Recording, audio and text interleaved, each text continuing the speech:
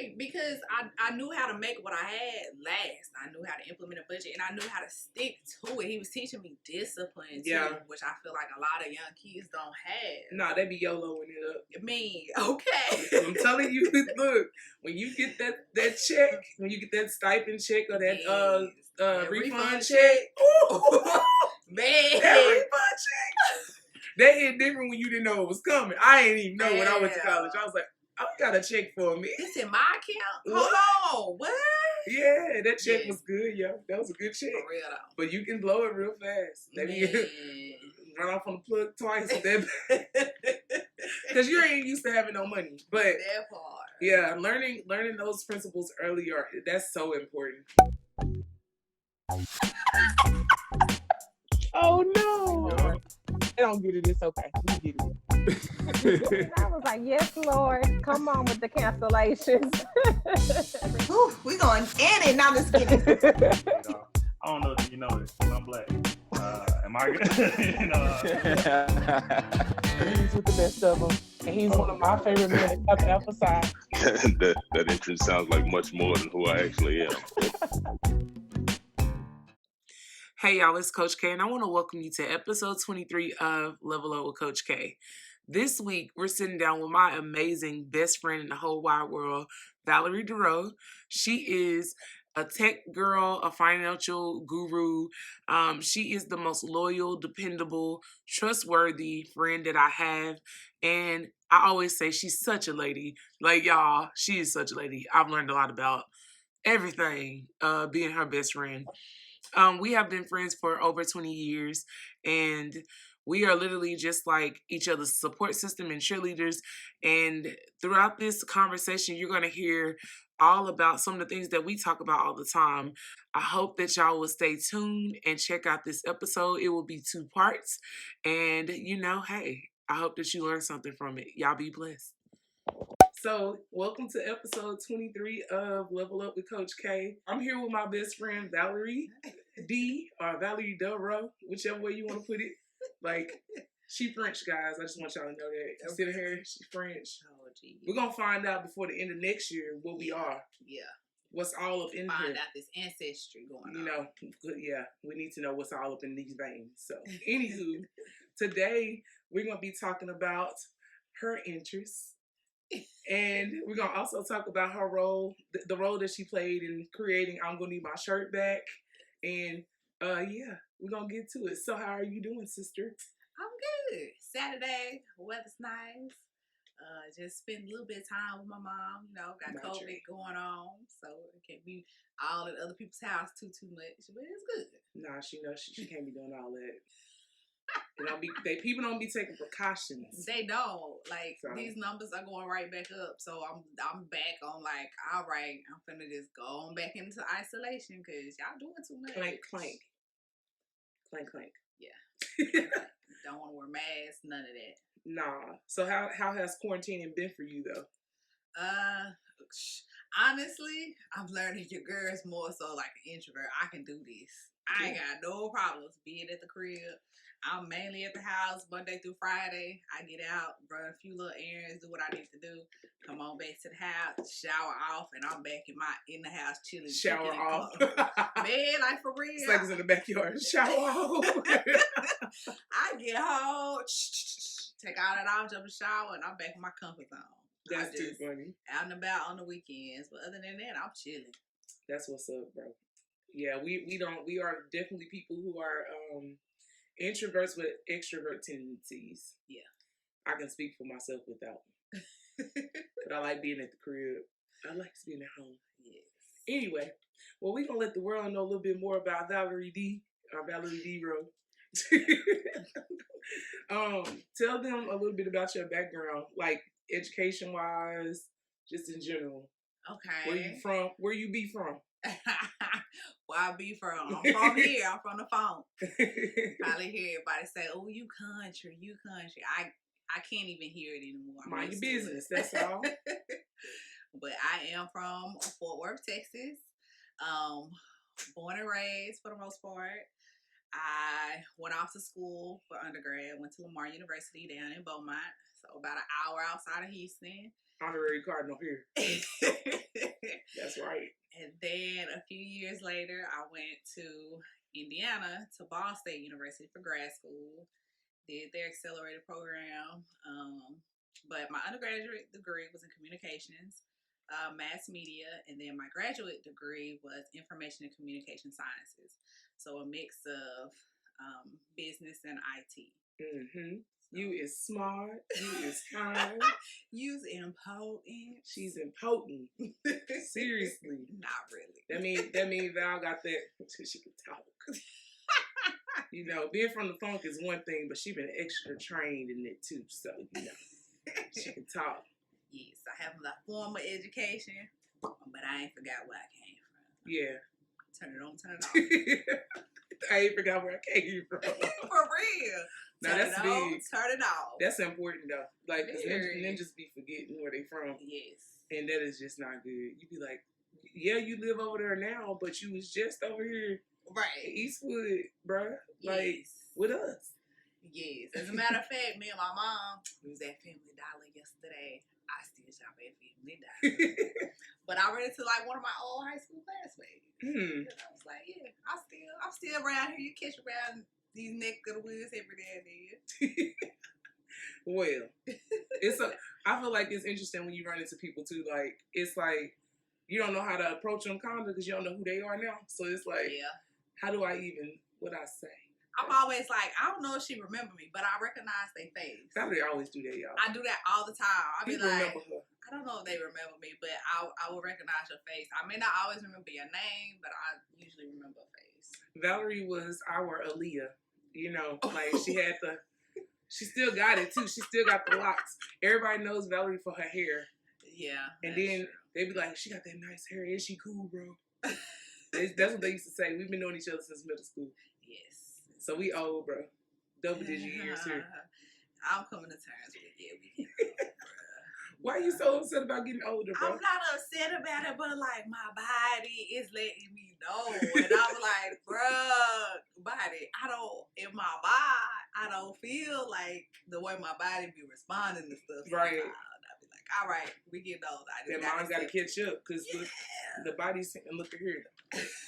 I know my body tell me all the time when I get these gray hairs. Yes. I said, bro, we got a whole whisker. I got a whole whisker. And it was white. Y'all didn't tell me. Father Time and Mother Nature didn't tell me that I was going to have white whiskers. Good. I ain't got white whiskers. Yeah. I just got a gray hair. I still got to take care of that. Don't look too close today, man. I got to take care of that.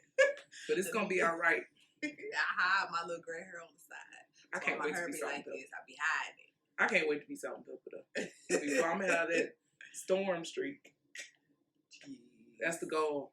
I say that, but exactly. As it start coming in, we'll see. We all know that what we plan doesn't always come to be what it is. Yes. So speaking of plan, so I feel like a lot of times young adults believe that how they see it in their head is gonna be what it's gonna be because they said what they said. Period. But God be like, nah, fam. Yeah. We're gonna turn that out. Let's do something different. Yes. Can you tell people how important it is to be able to adjust? Oh yeah. Like in this world, especially now. I mean, look, we just dealing with a year of COVID. If you haven't figured out and learned that you're gonna have to adjust to some stuff, and you're gonna go off the beaten path a little bit, I don't know what else is a better example of that. But it's very important. I feel like for me, by nature, I've always been the type of person that try to plan stuff out. But as I've gotten older, I've also had to realize too that you have to leave room in there for the unexpected. Mm-hmm. Because the only constant in life is change. Things are not going to go as planned. Mm-hmm. And to be honest, once you learn how to embrace that, a lot of the great things that tend to happen come from those moments because it's really redirecting you and pushing you towards your purpose that you didn't even know was supposed to happen or you didn't know God had for you in your future. Absolutely. So you absolutely have to learn how to pivot. It's not just a detour. Don't look at it as a failure. You're actually sometimes going to fail forward, as I like to call it, because in those things that didn't work out, they're pushing you closer to where you're supposed to be and when you're supposed to be there. So Yeah. it's actually those moments that you learn the most about yourself and about others. That's super important. You cannot plan everything. That's the beauty of life. It's an outline, fam. It ain't Yes. even like, honestly, I look at it like that. It's an outline. I wrote it down, you know. This is what I think God is telling me. I feel it in my spirit, so I make it in pencil. And, you know, whenever he remixes it, we have to erase and start over. Hey. Oh, yeah. So, you mentioned people, though. I think it's important to talk about that, too, because a lot of times we have to realize our support system may not always be the people that you think it's going to be. Like, it might be Jonathan 247 that's 10,000 yards away or 10,000 miles away in another country that supports you more than people that may be in your life now. So tell me what a good support system looks like to you, or like what does those words even mean? Ooh, a support system. Okay, so I feel like it's good to have, I guess, a good mixture of different people around you. Everybody kind of serves their role, not intentionally, like I'm putting people in boxes, but everyone has just their natural gifts. And those strengths that they have, those are the things that actually help build you as a well-rounded person. You know what I'm saying? People bring out different things about you. They open your eyes. They change your perspective on things. So they just so into you in different ways that you would have never expected had you not had those diverse group of people. So for me, some of the core things that I need in a support system is just those people that are going to be honest with me even when I don't want to hear it. So you need those brutally honest people, but you know that they're telling you from a place of love and from a place of, you know, they really care about you.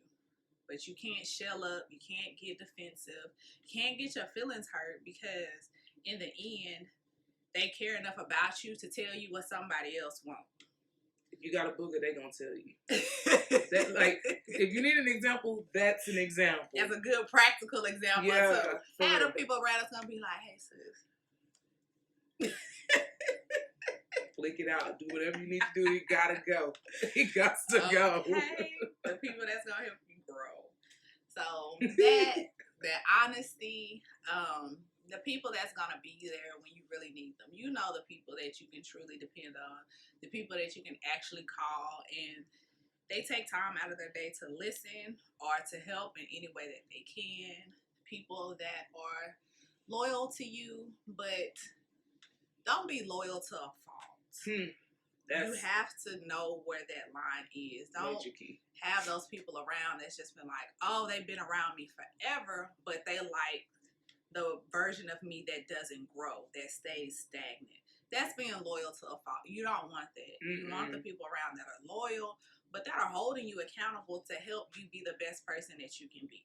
Absolutely. And that's a two-way street. You should want to do the same for the people around you too. Because if we ain't growing and maturing and advancing, conversations should start changing, situations should start changing. Absolutely. Those are the people you want around you. Yes. We are definitely those friends for each other. Because what we not going to do is continue to stay where we started. Because y'all saw where we started. What's the post they doing, how it started, and where how we are going. now? Yeah. Maybe it should look a little different. How it started versus how it's going. If we posted a picture of us 20 years ago, woo! Lord Jesus, please help me. Erase those photos. For real, for real. Well, we definitely are those friends for each other, and I believe that it's important to grow, even when you feel like you don't want to, because, I mean, we all go through that phase where we be like, nope, I'm not doing anything. I don't want to do it today. And your friends are going to be the people who like, but you said. Yeah. They're going to hold you accountable. You said you wanted to do this, so what we doing today? How we getting there? What's the plan? What's the plan? What God told you? Yeah. What God told you? I just realized what shirt you had on. Yeah, girl. All right, so whenever you transition, it is hard to make the decision to even do it. So, like, do you feel like it's important for you to make the decision for yourself, or do you feel like you need those people to help validate what you're doing? Ooh, I feel like in the beginning when people, I would say depending on the topic, whatever it is, and the person. I feel like a lot of time people need that validation, but it's more so as reassurance. Sometimes you just need somebody to talk to and think your thoughts through. Me personally, as I've gotten older, you learn yourself more. You know what your strengths and your weaknesses are. So certain things, it's like in the beginning, I go through a process. I may call Trina and think it. I'll be like, sis, look, I hate this idea. Let me just run it by you. Let me know just your first thoughts. But once I get to really thinking about it and thinking it through, I don't need validation at that point. I just need to get to a point to where I've made up in my mind, like, nah, bruh, this is what I want. And this is how I think I'm going to make it work. Of course, we're going to have some pivots. The picture is not clear, but I can see the path through the trees, I guess, the forest. If I can get to the point where I see that path, I'm like, oh, I'm good. This is what I'm doing. Yeah. I want to say this too. I think it's important for people to have friends that are going to let you be yourself. Like we said the other day, I've noticed, and I'm sure she's noticed, like how different we are and how similar we are at the same time. Valerie's your more analytical, plan it out. I'm gonna figure this thing out. Yes. I'm the more like, oh, we jumping? Oh, okay, let's go. Yeah. And I feel like you need both. Like both of us needed each other, I guess, to tone the other part down and like become balanced. So God definitely did that for a reason, because I really, sometimes it's good to be a dreamer, guys, but sometimes I'll be like, oh yeah, let's bring that down just a tad. Just bring it down a little bit. But I do appreciate you always supporting the movement. Oh yeah. And Valerie not only supports like this, but she supports physically too, because she's my editor. Oh yes. Yes. My editor. You know? Edited both of your books. Yes, you did. Well, shoot, all three of them at this point. Well, that's all three of them. But I think it's good to have friends that got skills too. Oh yeah. Make sure your friends got skills. Yeah. Pay them though. Yes. Please pay your friends. Yeah, you will pay anybody else. So pay your friends. It doesn't have to be just a full price. Be a professional, but guys. Yes, always handle things professionally, because you always hear people talking about you can't really mix family and business or friends and business. You can, but it's how you go about doing it. It's about respect, though. I think I never want anybody in my group, in our group, in our friendships, to feel like she's just using me. No. Oh no. All right, I want you to see the value that I see in you. Yeah. But yes, let's talk a little bit about that experience with the editing, because I think it's interesting. Because I know how I write, and it's funny because I'm like, I just need to get it out. This is when our friend dynamics work, because I be just trying to get it out of my head, and I know she be reading this like, Lord, we went to school together at some point, but Jesus Christ. But yeah, tell me a little bit about the experience editing the books, and just like your overall, Okay. So I don't discredit yourself. It don't just be like all over the place. But it is just her thoughts. You see her thoughts on the paper, and you do see that she's trying to get it out. She ain't worried about necessarily how it looks. Just let me just get this thought out while God done placed it in my head. Absolutely. And get it out finally. So really, my process really isn't that difficult, I don't think. I've always been pretty good with English. English was just one of those natural things that kind of came to me. And with your book, I just take what you have. I usually go by how many pages or how many words. The word count is kind of better decipher than the pages, because you can have a lot of pages, but depending on how much space you have, it's not really a true tell sign of how much content is actually there. So I'll take that, kind of give an idea of how long it'll take me, and then I give myself weekly goals. From there, I can figure out how many weeks it's gonna take me. Then I can go by how many pages I should be editing per day. So then from there, that's how I give her quote, and then I just literally hold myself accountable to say, hey, I need to be editing this many pages by this time frame so I can stay on track. So when I first read it, I've learned the process that works best for me is just reading for, I guess, fluidity, making sure it flows, making sure it all makes sense. If she referenced something up top, making sure that it also makes sense later if she references it again. Please. Making sure it's consistent depending on how she referenced it back in chapter 1 versus how she wrote it in chapter 3. So going through there, I'm actually just reading, making sure it's really fluid. And then I will edit it again. So that time I'm going through for grammatical errors. After I've already checked it for fluidity, then it's just easier to just go through and make the grammatical corrections. Mm-hmm. And so then I will go through and read it one more time. The third time, I'm pretty much reading it out loud because me going to school, my undergraduate, we had to learn how to read and write. They call it like reading and writing for the ear versus for the eye. So since I read it the first time for the eye, making sure everything is fluid, now the last time I edited, I'm reading for the ear. Does it sound right when I'm reading it out loud? A lot of times you can catch things that you miss later because now you're listening to your own voice. Mm-hmm. So that's the last time that I go through. And by then, I'm pretty much done. Y'all hear that communication? That's good. That's good. Look. You're so silly. So grateful, guys. So good. I ain't got time for all that. So right now, it's a process. It takes time. Ask that thing. That's what I'm gonna do. No. Well, I think it's interesting how God speaks to both of us. You said He has a calmer voice with you. Yeah. With me, it's not that calm. And like whenever He says certain things, I have to write it down so I can remember. And God definitely told me that Valerie was supposed to be writing. So I was like, hey, Valerie, I need you to write something. Because I really feel like her voice was needed in this book because of what we're talking about. For those of you who don't know, shameless plug, we are, go ahead and drop that real quick. Shameless plug, I'm going to Need My Shirt Back will be out on December 1st, 2020. And Valerie is not only an editor in this book, but she definitely wrote something in the book, too. I did. I wear this shirt a lot, but I wore it for a specific reason today. Oh, because, okay. It says freedom. And this is my friend that will have financial freedom. Actually, she doing her thing with the financial freedom, and I want everyone to have that. Yes. I want to have that.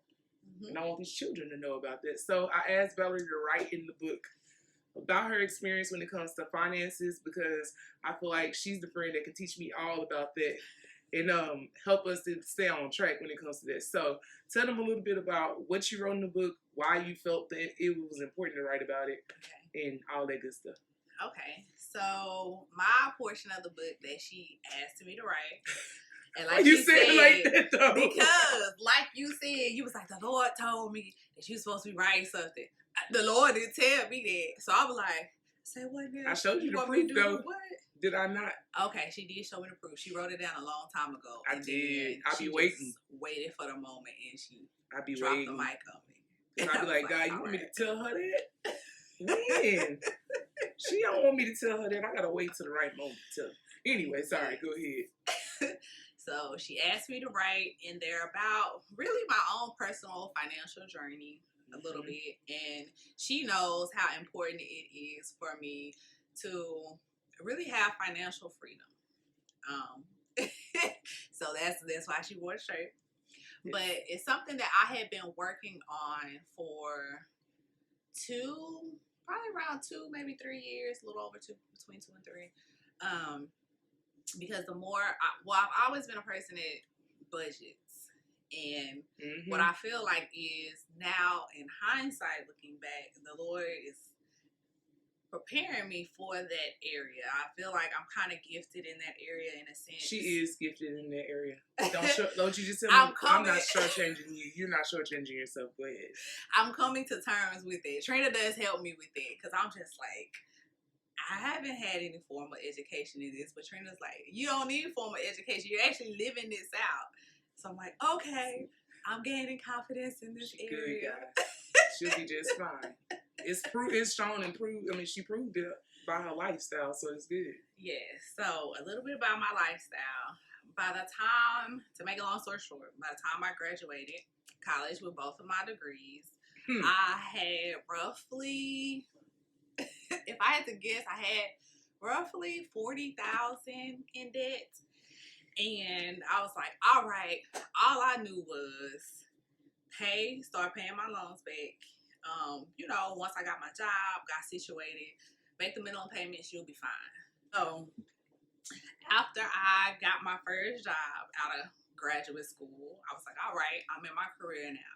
I need to start paying this.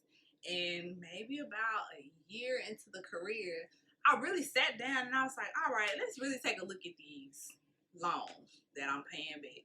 And I'm like, man, I'm not even really putting a dent into them.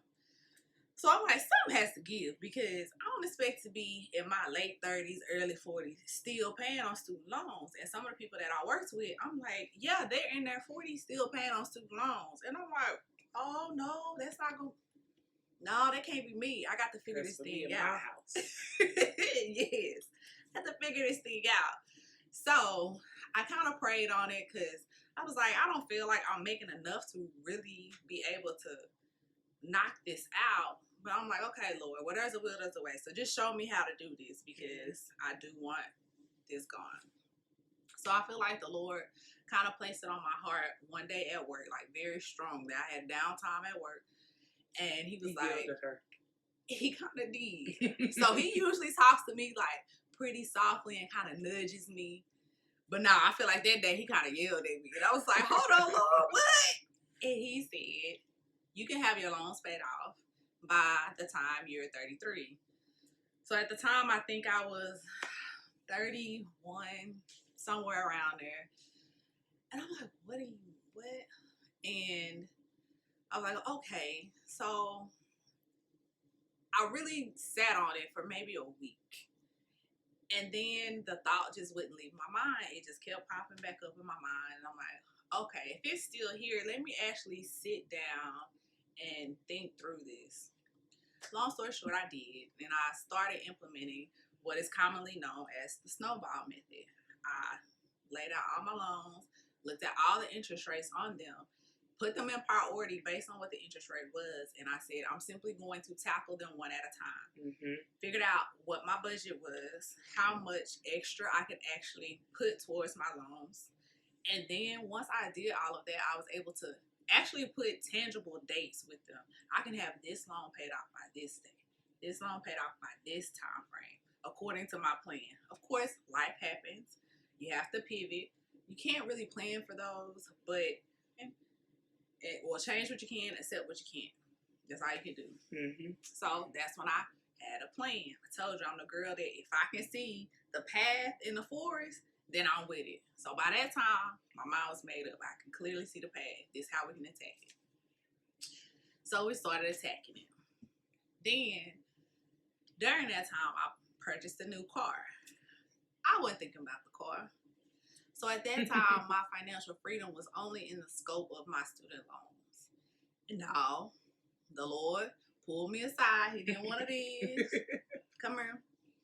And he was like, you gonna pay this car off too? Huh? What you mean I'm finna pay this car off? I just bought this car. You're gonna be financially free from all the debt that you currently have right now at the moment. I'm like, Lord, I'm trying to get to the celebration, the finish line. You prolonging my journey. No, I'm helping your journey. So I said, all right, we gonna go ahead and add the car note on up in there, so we can go ahead and pay this out too. Long story short, I started making progress. Once I probably knocked out the first 2 loans, I was like, oh, it really wasn't that bad. And I was like, oh, I can do this for real, for real, for real. This is working. As the kids say, for real, for real. For real, for real. This is working. And then the money that I was now saving because I was knocking out loans at a time, instead of spending the extra money, I was just putting it toward the budget I had already created. So then I started knocking them out faster because I had more money to put towards them. My last loan by itself, I think, was about $16,000. And I was like, all right, this is like that's the biggest one I had. I say the biggest for last. It had the least amount of interest because it was so large. So I said, okay, Lord, I know this is going to take some time. I did the math, did my little budget. And I was like, I don't know if I'm going to make it by my 33rd birthday. It's tight. It's very tight. And one little mishap, I say little, but one mishap could derail everything because I may have to spend my money on something else. That's life. But I said, all I can do is try. Pray and try. I feel like this is what you told me to do, so this is what I'm going to do. Speed up. It's a week before my 33rd birthday. And I'm like, loan still ain't paid off. Not yet. And I'm like, we tight. I don't know exactly if I will make it. So, the week before my 33rd birthday, I was doing my monthly budget because I do my budget every month. And so that was just normal. Doing my monthly budget. My check hit. I'm like, okay. Calculate everything. And then as I'm calculating everything, I had to do a double take. And I'm like, well, hold on, wait. Hold on, you know how Madea was in the movie? And she was doing her numbers. I was like, hold on, I think I see something. And sure enough, that was a week before my 33rd birthday. I realized that I officially had enough money in my bank account to pay everything off. Look at God. So technically, I was debt free at that moment. I had to run the numbers about a good 3-4 times. I was like, I'm forgetting a bill or something. Like, I hated that as a culture, we're always waiting for the other shoe to drop. Yeah. And a lot of times it's just because of how we were raised. We were raised. That's what happens a to lot make of times. a little, to stretch a little and make it a lot.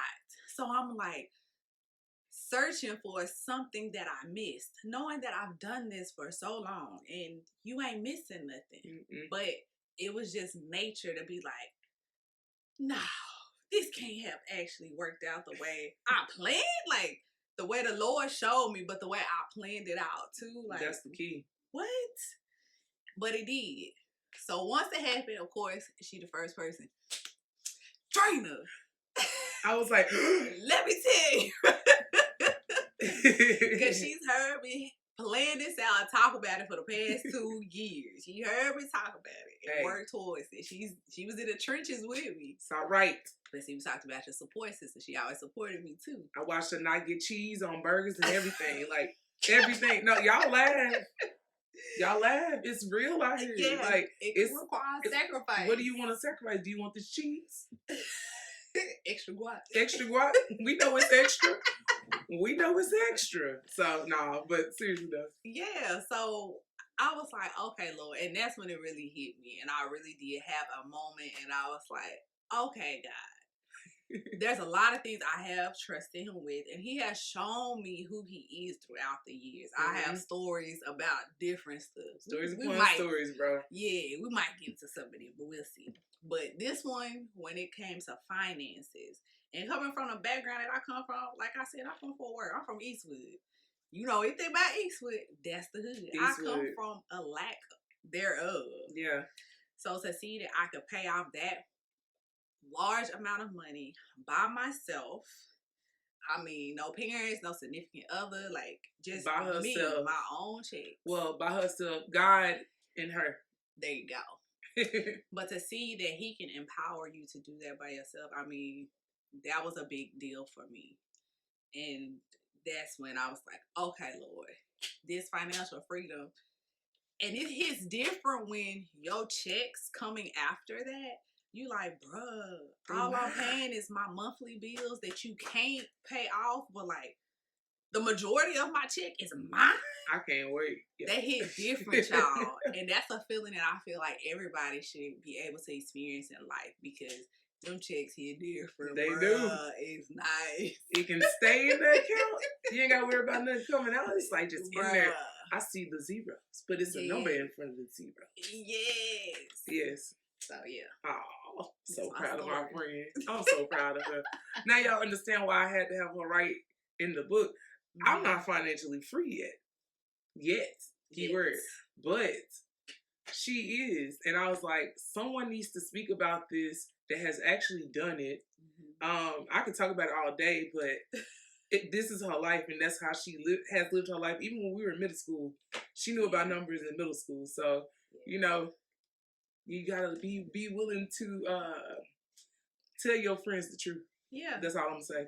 And I will say, too, that I have to give that credit to my dad. Mm-hmm. So, my dad has, by the time I was maybe a preteen, maybe 12 or so, he, like, sat me down. And you know how sometimes in Black families, they don't really want to talk about, like, the numbers. We're struggling. We can't give you everything you want. But my dad, he literally used to make me sit down at the table. This was before internet was in the house and everything. And I would literally, he would lay the bills down and lay down his checkbook. And he would make me balance his account. Yeah. So I really do have to accredit that to my dad, because from that age, I always knew how to balance money, how to make a budget, how to pay bills.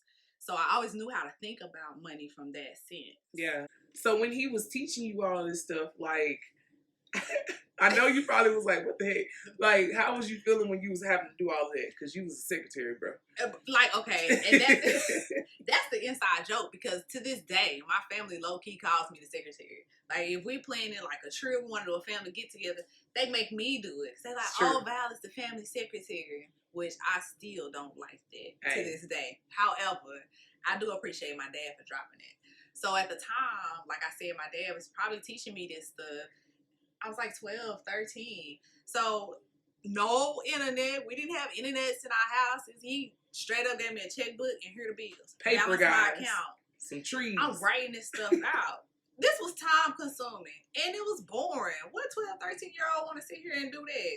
I don't have really no interest in doing it. It ain't my money. Yeah. But what I didn't realize is my dad was teaching me a life skill. He was teaching me something that he wasn't taught. He had to learn how to do that on his own. Mm-hmm. So from him knowing what that struggle was like, he was like, nah, I'm finna teach y'all how to do this because I know how important it is. Yeah. So I'm grateful to my dad for having that insight and taking the time to teach that to me, because I was ahead of the curve. By the time I got to college, I realized my friends didn't know how to do that. Yeah. But I did. It was second nature to me. So I was like talking to them and, helping them out where they could. But I never really struggled as far as I just needed to ask my parents for these large lump sums of money. Yeah. I asked my mom for nothing in college. Right. Because I knew how to make what I had last. I knew how to implement a budget and I knew how to stick to it. He was teaching me discipline too, which I feel like a lot of young kids don't have. Nah, they be YOLOing it up. Okay. I'm telling you, look, when you get that check, when you get that stipend check or that refund check. Man, that refund check. That hit different when you didn't know it was coming. I didn't even know when I went to college. I was like, I got a check for me. This in my account? Hold on, what? Yeah, that check was good, yo. That was a good check. For real though. But you can blow it real fast. Maybe run off on the plug twice with that.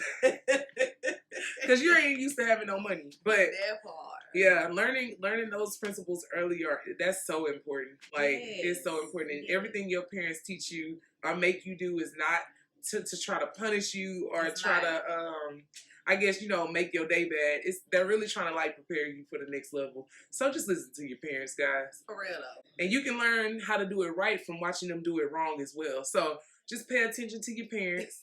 No, for real. Real talk. Yes. That's the best way to learn. Like, watch somebody else do it wrong so you can know not to do it that way. That part. I mean, end of discussion. Parents, please tell your kids the truth and, like, show them the real world stuff, because if you wait, the world is going to teach them and it's going to be wrong. And then you're going to still have to help them, because they're going to be like, Mama, I need, like, $200. That part. And you're going to be like, baby, you grown. You know what I'm saying? So that's a good thing to say, because parents really do try to hide it from their kids. It's not embarrassing. This is just where we at. You know what I'm saying? And you can show them that this is temporary. It doesn't have to be always. So I'm so happy that Pop shows you that. And now it's manifesting in a different way for you because you learned it early. Absolutely. Shoot. Yes. I'm trying to get like her financial freedom, guys. That's what we gonna name that. Yes. Valerie I'm not gonna lie, I don't do car notes. Like, I was happy to get rid of that car note because even when I had got my first car, I had got a used car, of course, because I really didn't want a car note long term. I paid off my first car in 10 months, and then the car that I currently have, which is the one I talked about, I think it was like a 6-year note when I paid it off in a little under 3 years. It's doable, y'all. So it is doable. They want you to have it for the long run, but to be honest, you're saving so much money because you're saving the interest that they're charging you. That's how they're making their profit, from that interest. The interest rate. But if you're able to double that down, keep that money in your pocket. Yep. Tell them how to do what you mean by double down, because some people are not gonna understand what you're saying. Okay. Like when it comes to a car note. So when it comes to my car note, so for instance, my car note, it was roughly about $400. I'll just say that. $400. And because I had a budget, I knew how much extra income that I had every month. So I took that money and divvied it out. How much goes towards my student loans? How much extra can I put towards my car note? So maybe instead of paying $400 a month and you have the bill once a month, maybe I will pay the car note at the beginning of the month, pay the bill, and then the next check, my next 2-week check, I will take some money out of that and pay extra. So maybe I'm putting down an extra $200, maybe I'm putting down an extra $300, but I'm essentially kind of double downing my note. And it's compounding really so that my total outstanding balance is decreasing at a faster rate. When you put down that extra money, all of that chunk is going towards your principal. When as your car note, you have a portion that goes towards your principal and a portion that goes towards your interest. That interest is how the company, your financer, is making money from loaning you money. All for you. It's taking you that much longer to pay that note because they're getting their cut out of every note. But because I'm doubling down my notes, I'm paying my balance off faster, and they're not getting as much of a cut as they would. So really, that's all that means. So instead of buying extra shoes or trying to go out and go on a trip, we love our trips, but I'm just saying, if you have bills that you can like double down on, it's important for you to try to knock out that debt so that you won't have to worry about it, because you don't want to be 50 still in debt. I mean, because the thing about it, if you like trips, right? I reward yourself by paying something off sooner, and that way you can actually save the money up to go on your trip quicker than you could before, because I'm knocking out debt. In my mind, my debt is like a bookshelf, and I know you use that analogy a lot. Yeah. If I'm created a bill, then that means somewhere on my bookshelf for the bills I already have, let me figure out what I can knock off. That way, I'm always balanced financially. It's not becoming overwhelming because I'm not continuing to create new debt before knocking out new debt. Right. So you can still do the trips and things. You just got to prioritize. I didn't want to go back to school, guys. I made it very clear when I finished. I was like, I'm done. She knows. I was like, I ain't going back to school. Y'all tripping. Huh? Nah, God definitely wants me to go back to school, guys. But it's because of my why that is pushing me to do it.